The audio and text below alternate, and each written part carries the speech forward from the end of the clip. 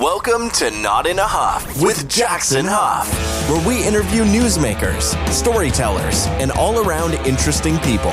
Sit back, relax, unless you're driving, and enjoy the show. Here's Jackson.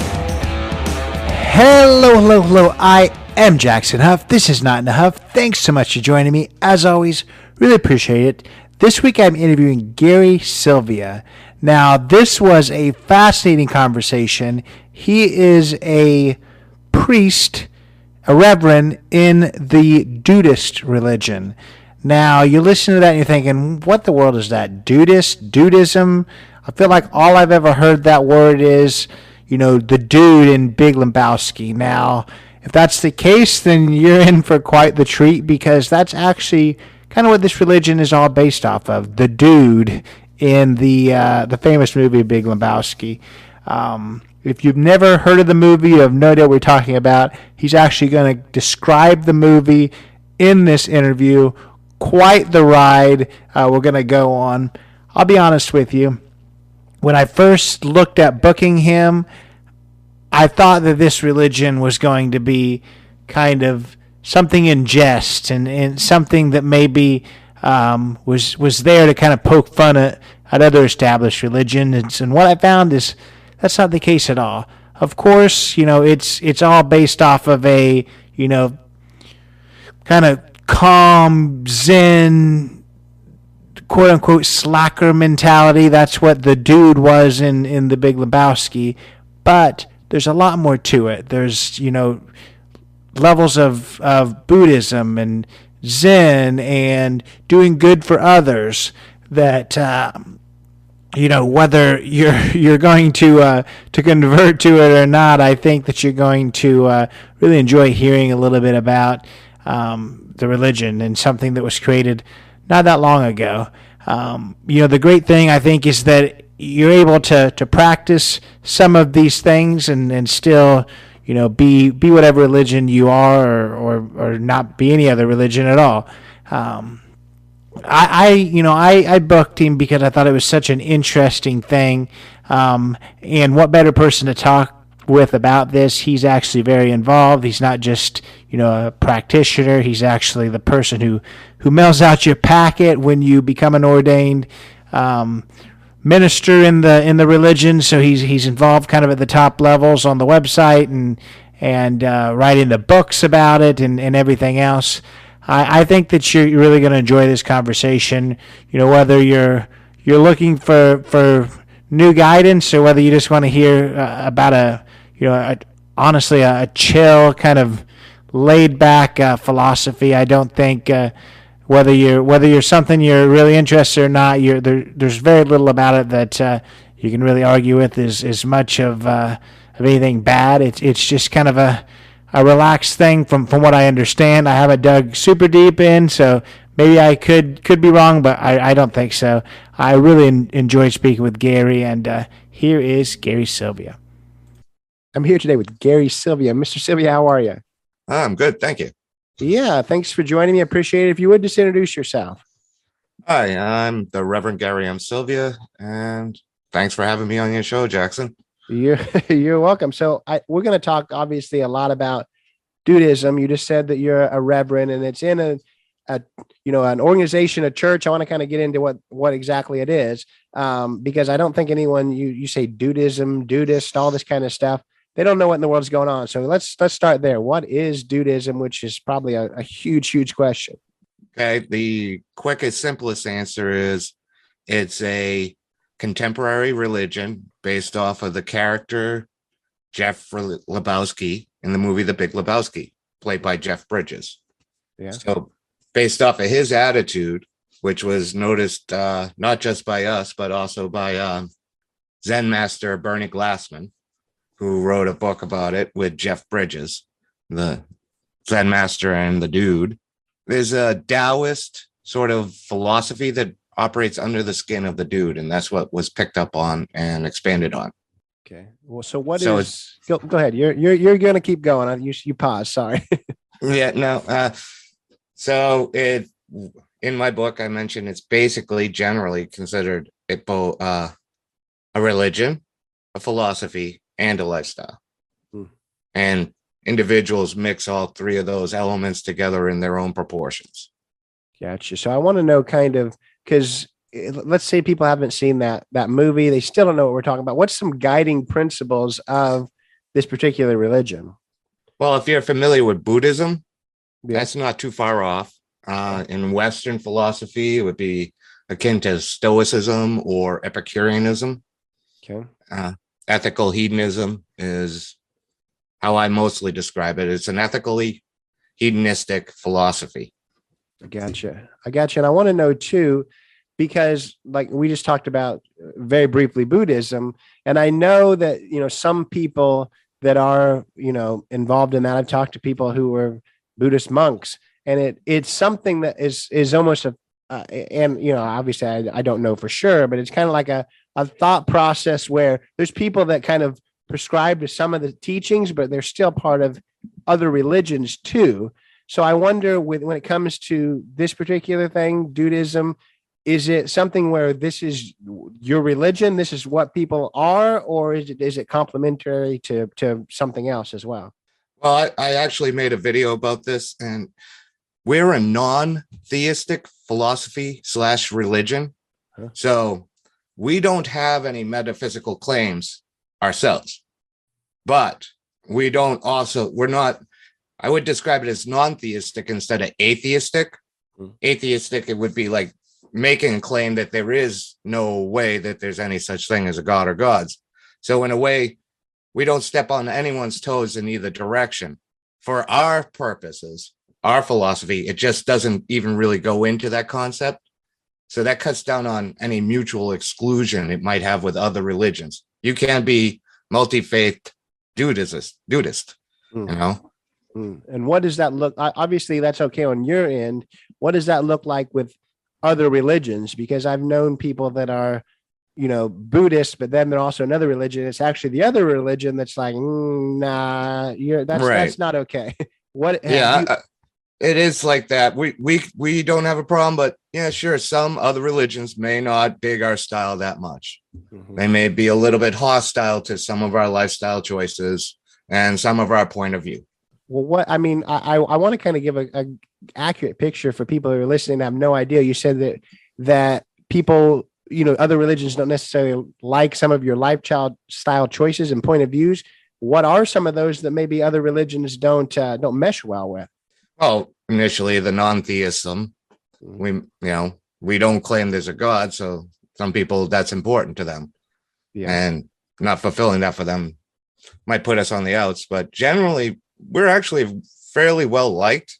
Huh? I mean, there's a roughly 500,000 in the U.S.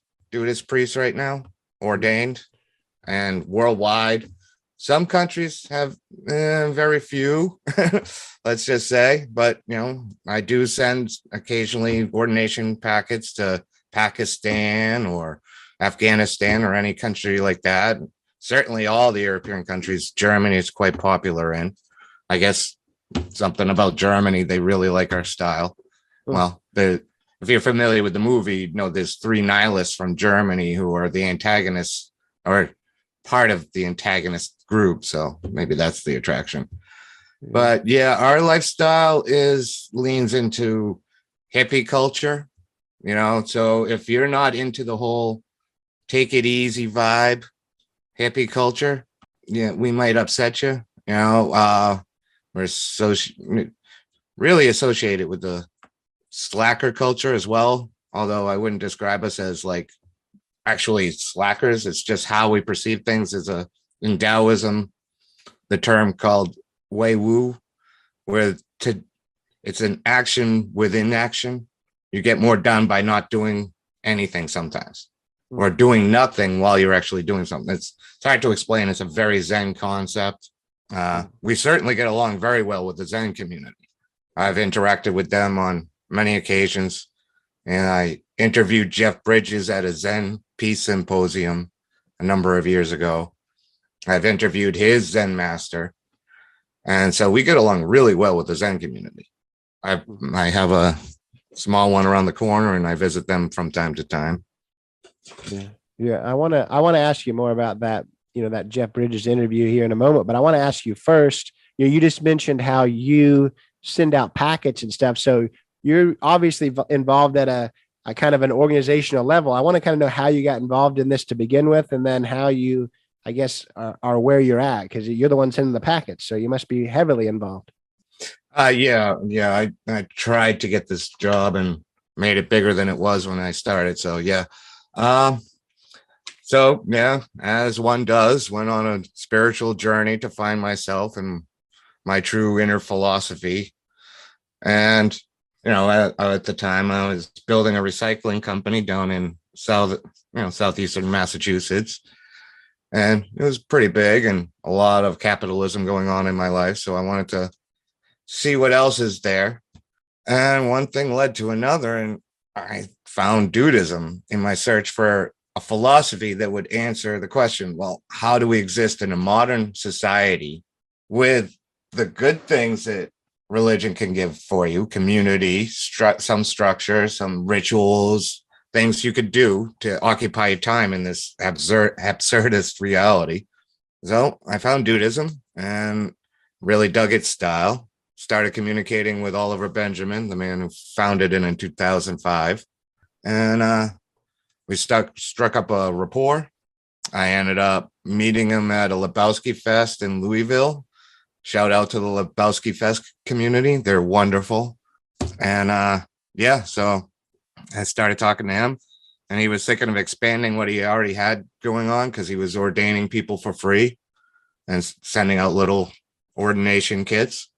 And he wanted to add IDs. So I started making IDs for the church, and that was enough to move into as a full-time job while I did a few other things. My recycling company just got crushed in the 2008 crash and took about 4 more years to die out completely, but I was losing that. So I was looking for something new and wanted to pursue this. So then a couple of years of doing IDs, and I took over the rest of the duties. And now, we're at the beginning of the pandemic, we were really busy. We were shipping about 40 to 60 ordination kits a day. And we do about 10,000 a year shipping, at least. I have kits, individual items, and we've expanded to a few other things.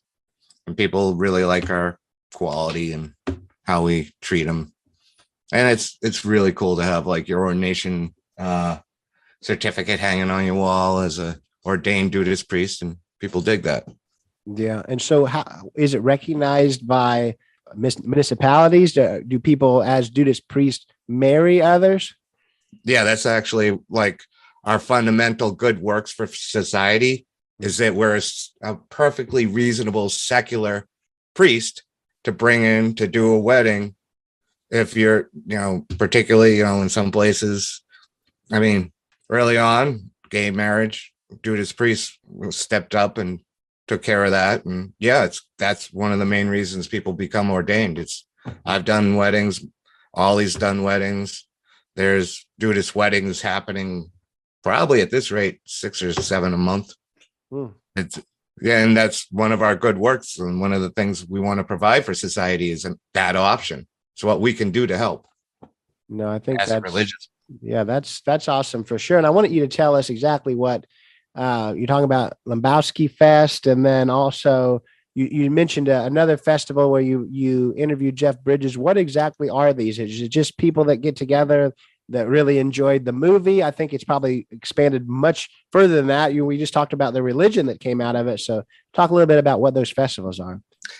Well, the Coen brothers, whether intentionally or unintentionally, created a cult classic that's going to endure for quite a while longer yet. Like I said, we're not the only ones who noticed something going on in that movie with that character. So Lebowski Fest, totally independent from us. Of course, we found each other and worked together once that happened, but they started having they get a bowling alley and have a really big party. And like thousands of people would show up, and they all over the country. There was Lebowski Fests happening. They've dwindled down a little bit, but it seems to be a coming resurgence. We hope, because they were really a lot of fun. You go and watch the movie together. It'd be like a Rocky Horror Picture Show kind of vibe, but with the dude aesthetic, the bathrobe, the doing a J, having a beer, laughing with friends, and bowling. So we're talking so much about kind of how this movie shaped what, kind of a culture, and then kind of a religion, at least that one character. So I never like to assume that, the listener knows much of anything. I have people from all over the world that probably have never even heard of this movie. Briefly, a brief summary. What exactly is the Big Lebowski? I'll try. Okay. Well, there's this stoner, middle-aged stoner guy, kind of what most people would consider a slacker, who gets caught up in a mistaken identity caper that alludes to kidnappings and thugs and robberies and other problems. Basically, he's confused with a rich guy, and he's obviously not rich, but these two thugs come in to shake him down for some money. They pee on his rug, so his rug is ruined. And that rug really tied the room together, is kind of a theme. So he tells his friends, and his friend Walter, who's an aggressive person and based off of the director who directed Conan the Barbarian, he is like, they can't get away with that. You need to get your rug. Go see the rich guy. The rich guy owes you a rug because it's his wife that owes money that they peed on your rug for. So go to him, get your rug. He goes to try and get his rug. The rich guy insults him because it's the classic Reaganomics versus the hippie culture. That doesn't work. So he steals a rug from him, basically. Another set of thugs come get his rug. It's a long process based off of like a noir detective drama from the 50s. It kind of has a Maltese Falcon undercurrent, but it's in the style of a stoner in LA. And just what we picked up on and what a lot of others picked up on was he was doing fine. His life was good for him. He was happy. He was in a contentment and Zen place of abiding. But when he went to pursue his rug that was ruined, it's that materialism that led to all the problems that were caused by his search for his rug. So if he had learned to abide the rug being ruined and just moved on, he would have maintained his Zen, and that would have been perfect psychologically for him, but he didn't. And then by the end of the movie, he learned to find his Zen again. And this isn't explicit. It's just how it happens. And like I said, the Bernie Glassman, who is a Zen master who formed the Zen Peacemakers, they've done amazing work.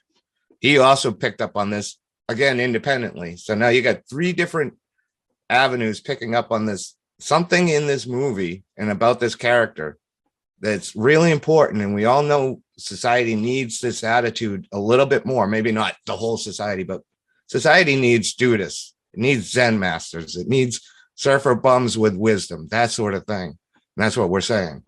And you get three individual lines that find the same idea and chase after it. And we're one of them. Yeah. And I think that's really awesome for sure. I think that regardless of people kind of are buying all of this, the message there is not hard to follow or to understand at all. And I wonder too, because I've talked to a lot of different actors that have been in things that blow up and take a life of their own. I know that you interviewed Jeff Bridges. What does he think of all this? What do you think of the religion? What do you think of the festivals? It's hard probably to speak for him, but I'm sure he had no idea that just being in this movie would create everything that is created. He's into it. He really digs it. I mean, he's really involved with the Zen Peacemakers.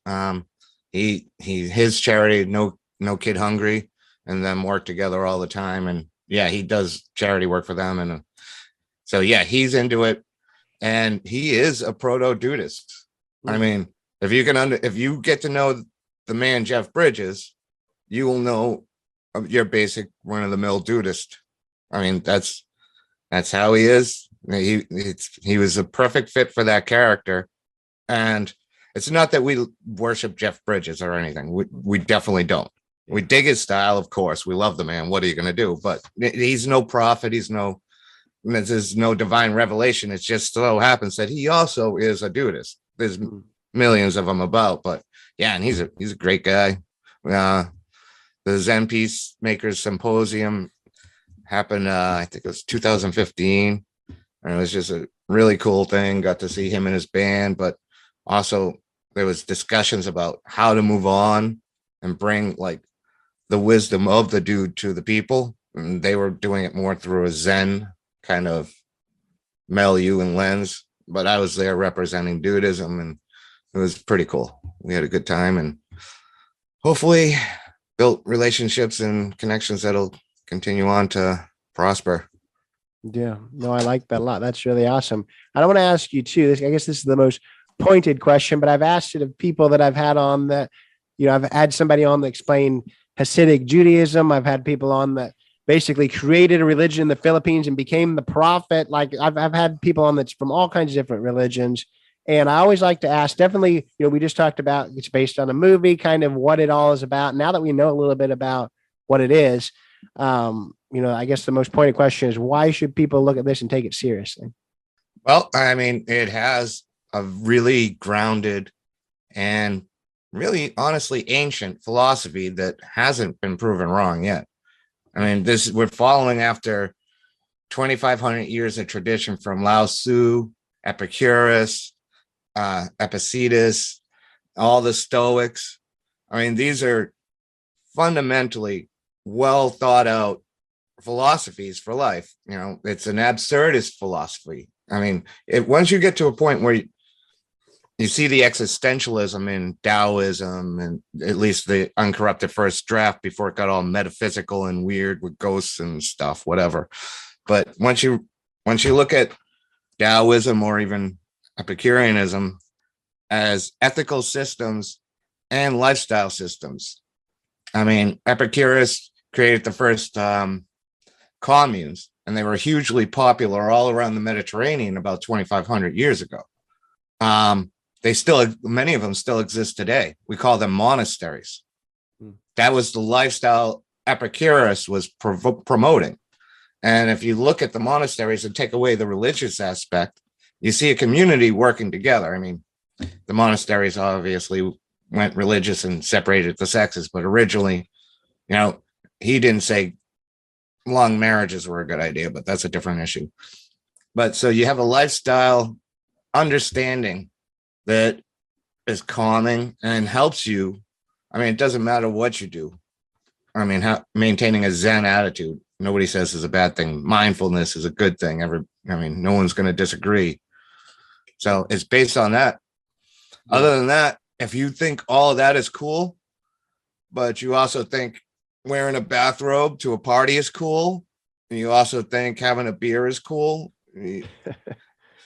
join us. That's what we're doing. We have our own rituals that aren't serious, but they are serious enough to, I mean, there's a lot of ways you could take it once you get inside. Some people lean into like really wearing the bathrobe, the sweater, and the whole, I like the beard. I love the sweater, but you get people like that. And then you get people more on the cerebral side, maintaining a higher level of Dudeist Zen than they did before, and that's their thing. Mm-hmm. But yeah, I mean, it could be described as humanism in a bathrobe, secular Buddhism with a white Russian. It's just a very chill, easygoing lifestyle that, when practiced, generally people are content. It's not an anti-materialistic thing, but it's a beware of over-materialism thing. Like, our understanding is that overachievers have done more harm to the world than good.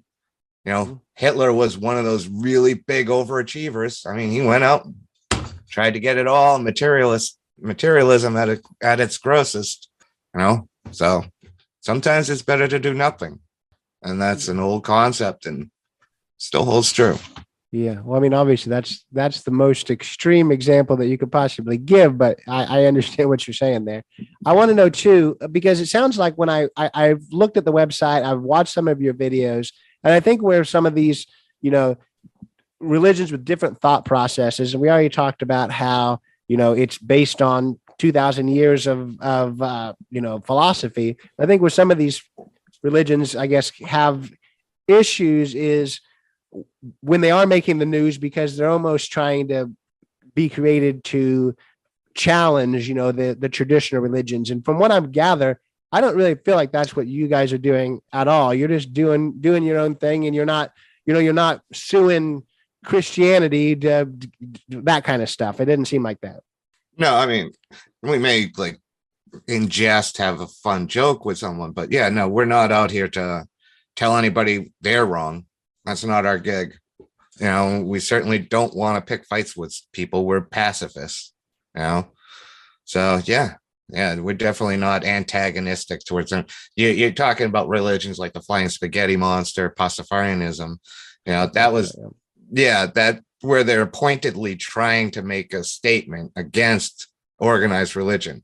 Whereas we're like just offering a different version of organized religion for the folks who don't fit into the other paths out there. I mean, human beings kind of need a religious structure for some reason. It's part of our evolution. So we're offering a secular, non-metaphysical, non-theistic religious experience that isn't antagonistic against anything else.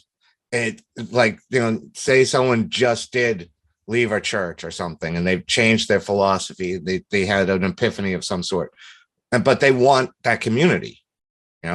Religion, we're a religion because we're a community of shared values, shared rituals, shared experiences, and a shared founding myth. We have our founding myth is right there. You can rent it on Netflix or something. So, but we're there to provide that community. And that's really one of the best things about Dudeism. Some of the pages on Facebook are just amazing. The quality of people and the support they offer each other and how kind and generous they are. I mean, that's one of the reasons I'm proud to, do what I can to help Dudeism flourish, because Dudists are just so wonderful people. I mean, such wonderful people. Yeah, no, that the community aspect is a huge thing. I think everyone is looking for a community they fit into. So I'm glad that you provide that for those who are searching. I do want to ask you too. You've talked about some of the rituals. I don't know whether that just means drinking beer and wearing the bathrobe, but talk about what it means. Let's say somebody's joining. What it means to be a good Dudeist. Is there meditation to it? Is it just these bathrobes? Like what makes a good Dudeist? Well, we have the concept of abiding. It's really hard to pin down, and really it's just about taking it easy, being slow. Zen is a lot, and Dudeism is a lot about making the highs a little less high and the lows a little less low, just trying to get everything to a gentle, up and down oscillation to life, to experience life without it grinding you to bits. And to be a good Dudeist, you try and achieve that, and then you try and help others achieve it. I suppose we don't really have a good grading system. I suppose it's like the old quote about obscenity. You know it when you see it, but you just can't really describe it. So a good Dudeist when you see one. They're chilling, they're helping people, and they can have intense conversations about complicated subjects without getting riled up too much. And when they do, they'll right themselves and go, you know what, screw it. Gotcha. Well, that's interesting for sure. I want to now kind of move on to your book. I know you've written a book kind of about this topic. What are people finding if they crack this book open? It's the Incomplete Dudeist Priest's Handbook. I wrote it originally I started it because we started doing weddings. I mean, Dudists were doing weddings all over the place, and I wanted to help them figure out how to do it just right, as far as the legality and all this. So it started there. But then it was like, okay, that's a pamphlet. And so I added a part about the philosophy of Dudeism, and I take the reader through a short journey, you know, in an easy, colloquial way, explaining the philosophy of Dudeism and its history. And then I move into a section about ceremonies. And I mean, I offer up how to, scripts for how to perform weddings, all the steps you need to follow to be legal. In most places, the laws vary everywhere. And so there's other advice about getting the specifics for your area. And then even I offer up some ideas for other ceremonies that Dudists may be asked to perform as time goes on. And some of them may be more or less fun, christenings, which doesn't have anything to do. The term christening doesn't actually refer to Christianity. So anyone can use it, legitimately without causing any real offense to anybody. So there could be Dudeist christenings. They just have a different flavor, So it's that. And then I took another section of the book to just lay out some general life skills that anyone out there might need, like how to avoid being eaten by a bear. I mean, that's very important. How to dig a latrine in case, the Pope needs to shit in the woods. So, how to get pee stains out of your rug is the first one and the most important one, because if you could do that at home, you don't have to go out and be accosted by thugs, run over by nihilists, or threatened by fascist sheriffs. So if just clean the rug yourself. People who understand will chuckle. Right. No, I mean, based on your explanation of the movie earlier, I mean, obviously that makes sense. So, I mean, it doesn't sound like it's a little bit in jest. That book shouldn't be taken like super serious. Like, at least I hope you're not taking it in a serious No, manner. God, no. I mean, I'm certainly no prophet like you would catch it in some movie waving my arms around, like trying to tell people I'm parting water or something. No, it's a fun book, but it's meant to be helpful. It's meant to, it has three basic parts: what Dudeism is, how to practice Dudeist ceremonies, like how people get hitched, and then some life skills that are explained and then kind of examined through a Dudeist understanding, like what's the importance of not getting eaten by a bear, or what's, why should you go find a D&D game, things like that. Yeah. Well, I mean, it's not a super serious book, but those topics are, I mean, rugs are stains are no laughing matter. No. So hopefully, if someone picks it up, are they truly going to be able to get these stains out? Is it truly going to help you get? Oh, I spent that avoiding getting eaten by the bear took me the longest, because I spent about 2 months researching it. I mean, I had some experience. I've been around a bit, I've lived in cabins that people were killed by bears in. So it's, I had some experience, but yes, I definitely lay out the best, according to the experts, ways to avoid being eaten by a bear. And it depends on the bear. That's what I was about to say. Is it true? Because I've heard that, like, I may get this wrong, but like brown bears, you want to run, black or grizzly bears, you want to like play dead, and then polar bears, you just want to kiss your ass goodbye. Is that all true? I think you might. Yeah, brown bears, you fight back. Grizzly bears, you play dead. Okay. Polar bears, you're fucked. Yeah. Sorry. Yeah. Can you say that on yours? Yeah, that's fine. Yeah, that's what I've heard. Polar bears don't play. So yeah, it's the one place I, as a dude, said, yeah, this may be a case where a gun might be useful. Yeah. Because I just said stay away, because I can't tell you how not to be eaten by a polar bear. No one can. Yeah. I like it. Well, how can people, learn more about the religion? Is it by picking up this book? I'm sure there's resources online too, but kind of plug those. Oh yeah. On Amazon, you can find my book, The Incomplete Dudeist Priest Handbook. I'm sure if you search the term Dudeism, you'll find Oliver Benjamin's books, or you can visit us at dudeism.com, find our library page there. You can check out Dudeism.com is many pages deep with fun things to do while you're there. You can make prayer signs and all sorts of fun little games, or copy some memes to take with you to use on your own, or even become ordained as a Dudeist priest. There's close to 1 million of us worldwide at this point. We're literally in just about every country on the planet right now. Not so much Russia or China, but okay. And yeah, you can find us on Facebook, certainly. Dudeism. There's about a half dozen real quality Dudeist pages for groups and others on Facebook. You should also check out anything Lebowski Fest. Certainly watch the movie The Big Lebowski. That could be a life-changing event, and very low-key life-changing. Not exciting. You just go, huh? And you might have changed your life just watching it. You don't know. It happened to many people. So yeah. Come on out and find us.